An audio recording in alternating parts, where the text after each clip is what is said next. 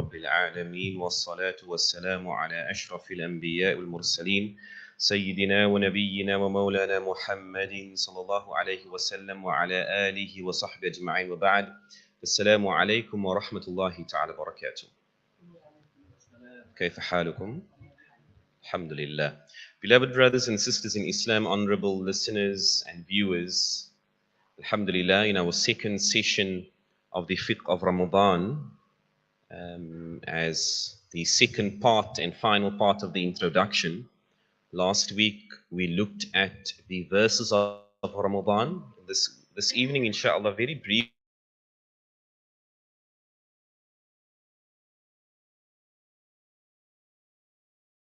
Some of the ahadith relating to the month of Ramadan. And this serves also as an introduction and possibly the adjustment of our niyyah, our intention, when we practice upon the fiqh of Ramadan. So we are looking at Ramadan and fasting in a hadith. The first hadith that we explore, narrated on the authority of Abu Hurairah radiallahu an, he says that the Prophet sallallahu alaihi wasallam had said, in this hadith, my dear brothers and sisters, is recited, I think, every single year. Every alim, every scholar, every khutbah, every nasiha mentions this hadith globally. And it's important to understand some of the, intricate wisdoms of this hadith, in which he says that the Prophet ﷺ had said, Man sama Ramadan, the person who fasts the month of Ramadan, imanan wahtisaban, with two things, with belief and wahtisaban, seeking the reward from Allah subhanahu wa ta'ala. غفر له ما تقدم من ذنبه ومن قام ليلة القدر إيمانا واحتسابا غفر له ما تقدم من ذنبه. That the person who faces the month of Ramadan with a special niyyah, a special intention, you have firm iman, belief in Allah, wahtisaban, and you seeking reward from Allah. This is very important, not going through the motion, not getting up because everyone else is doing it, but when you make your niyyah, and of course, when is the niyyah made? Firstly, in Ramadan. Your niyyah is made before you sleep. You have to make your niyyah after Taraweeh Salah, before you sleep. And that is because, as the ulama have written, when you fast in the month of Ramadan, the niyyah must be made before the fast begins. It's not like a nafil fast, a sunnah fast. A sunnah fast, you can wake up for fajr, not drink anything, perform your fajr and realize, okay, I haven't eaten or had anything to drink. You are now permitted to make a niyyah to have a nafil fast for that day. For sunnah fasting. That ruling is not extended to your fard fasting of Ramadan. That niyyah must be made before you sleep. And so the custom in our country and many other countries is that they recite the niyyah, usually, in a community, in the masjid, to remind people, please make your niyyah before you sleep. That is why the niyyah, has ghadan, I'm going to fast tomorrow. That's in the niyyah. But importantly, seeking reward from Allah. So when you make the niyyah, you ask, Ya Allah, I seek your reward for this fasting. It's not just abstaining from food and drink. The second hadith, on the authority of Abu Sa'id radiallahu an, he says that our beloved Rasul sallallahu alayhi wasallam had said, beautiful hadith, look at this.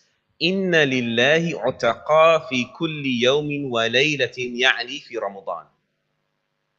He says that the Prophet said sallallahu alayhi wasallam that Allah redeems people every day and night of Ramadan. Utaqa means that Allah has saved them from Jahannam. That every single day and every night of Ramadan, someone will be saved from Jahannam. And the Prophet says, sallallahu alayhi wasallam, لِكُلِّ عَبْدٍ مِّنْهُمْ دَعْوَةٌ مُسْتَجَابَةٌ Allahu Akbar. That for every servant, they have a dua that is mustajab. For every believer that is freed, there'll be a dua that that person makes, which is readily accepted by Allah subhanahu wa ta'ala. The third hadith, also on the authority of Abu Sa'id al-Khudri radiallahu anhu. He says that the Prophet sallallahu alaihi wasallam said, and beautiful, Man sama Ramadan, the person who fasts the month of Ramadan, wa arafa hududahu, and he knows the limits of Ramadan. And this is such an important narration. وَتَحَفَّظَ مِمَّا كَانَ يَنْبَغِي لَهُ أَنْ يَتَحَفَّظ فِيهِ, and he safeguards that fasting or the Ramadan from those things which he should safeguard it against. Meaning that you know the laws of Ramadan. You have studied it, you have learnt it, you have paid attention to the lectures. You know that these are the rulings of, fasting, of having your suhoor, of breaking your fast. You know that fasting goes beyond simply abstaining from food and drink. It affects your akhlaq, it affects your thinking. We don't commit sin. In the evenings, we don't commit sin, we don't harm one another. The person who understands these are the limits, then what is the reward? Kaffara ma qablahu, that Allah forgives the sins that have come before, the sins committed in the past. Another hadith, well known as well, on the authority of Abu Hurairah radiallahu anhu, he says that the Prophet sallallahu alaihi wasallam, had said, إِذَا كَانَ أَوَّلُ لَيْلَةٍ مِنْ شَهْرِ رَمَضَانِ سُفِّدَتْ الشَّيَاطِينَ, that if it's the first night of Ramadan, the devils, the shayateen, are chained, and the jinn are restrained. وَغُلِّقَتْ أَبْوَابُ النَّارِ, and the doors or the gates of Jahannam, of the hellfire, are closed, and they will not be opened. And the gates, the doors, Abwabul Jannah, are opened, and they will not be closed. And the angels call out, وَيُنَادِي مُنَادِي يَا بَاغِيَ الْخَيْرِ أَقْبِلْ, O seeker of good, come near, do good. And the hadith continues. And an interesting point of this hadith is where our Prophet says, sallallahu alaihi wasallam, that the shayateen are chained. The shayateen are chained. And many have questioned, then why does bad occur? If the shayateen are chained, why do some people do some bad deeds? Because of the state of their nafs, the state of their soul, that their ego is so corrupted that the rahmah of Ramadan doesn't even have an effect on them.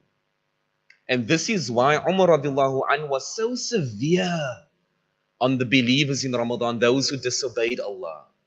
He was severe. He increased punishment in Ramadan. If you were caught drinking, he increased the had, because he could not understand with shayat. We can blame the shaitan, the devil. He influenced me. He whispered into my ears. But our Prophet says, sallallahu alaihi wasallam, that the shayateen are chained. And so it becomes really a process of dealing with your nafs.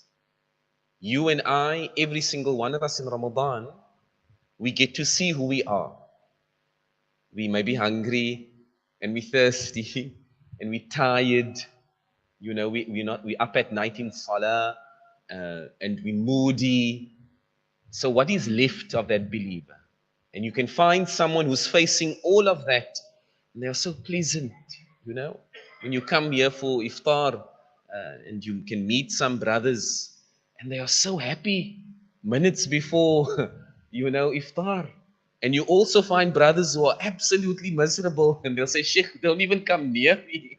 Wait till I buka, It's a state that we find ourselves in, which gives us an indication of who we are. And then the last hadith for this evening, on the authority of Ibn Abbas radiallahu anhuma, he says, قال كان رسول الله صلى الله عليه وسلم أجود الناس وكان أجود ما يكون في رمضان. Our beloved Rasul sallallahu alayhi wasallam was of the most generous of people that you could find, and he was additionally generous in the month of Ramadan. So the 6 things that we learn, and we close with this as an introduction to the fiqh. Next week, inshallah, I will start with the fiqh rulings of Ramadan. The 6 things that we must strive to do in Ramadan is you fast with conviction, seeking reward. Every time you make that niyyah, every time, my dear brother and sister, respected viewer and listener, make the niyyah, Ya Allah, I seek reward for the fast that I'm going to do tomorrow. Reward me for that. Then perform your salah, your taraweeh, your tahajjud, and your fard salah, seeking reward from Allah. Number 3, make dua regularly and additionally. Be of those whose dua is mustajab. Number 4, know the limits of Ramadan and don't break them.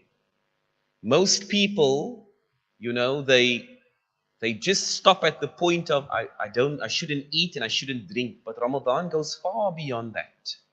You have to sacrifice pleasures, sacrifice recreation, because that is the essence of the month. You must seek to be freed from Jahannam. Every single day, my dear brother and sister, of the final ad'iyah that you make is that Allah must make you of the utaqa minan nar, those who are freed from Jahannam. Because from the teaching of the Prophet ﷺ, Allah chooses whom He frees every day, every night. And it could be you, it could be me. It could be the dua you make in Ramadan that frees you from Jahannam. It could be the dua that you make to Allah in Ramadan that grants you khair in your work, grants you khair in your jobs, in your marriages, wherever the challenge. People who are still seeing me for counseling, I tell them you must be excited because Ramadan, we can smell Ramadan already. And whatever challenge Allah has given you, Ramadan is going to be the perfect opportunity to ask Allah to lift that challenge. Because the dua is more mustajab. And then, lastly, be additionally charitable. Keep some of your money. That is why everyone spends usually the zakah in Ramadan and the sadaqah in Ramadan, because the reward is increased. So keep some of the money that you want to give in sadaqah, zakah, and pay that in Ramadan. Spend as much as you can, give as much as you can. And if you don't have money, give your sadaqah in helping out, in smiling, in kind words, in teaching someone else, in guiding someone else, helping someone else. That can be your charity, inshallah. May Allah guide us to those actions which please Him. And we close this evening, alhamdulillah. Next week, we now start the fiqh, the actual fiqh rulings of Ramadan. Wa sallallahu wa sallam alayhi wa alhamdulillah rabbil alamin.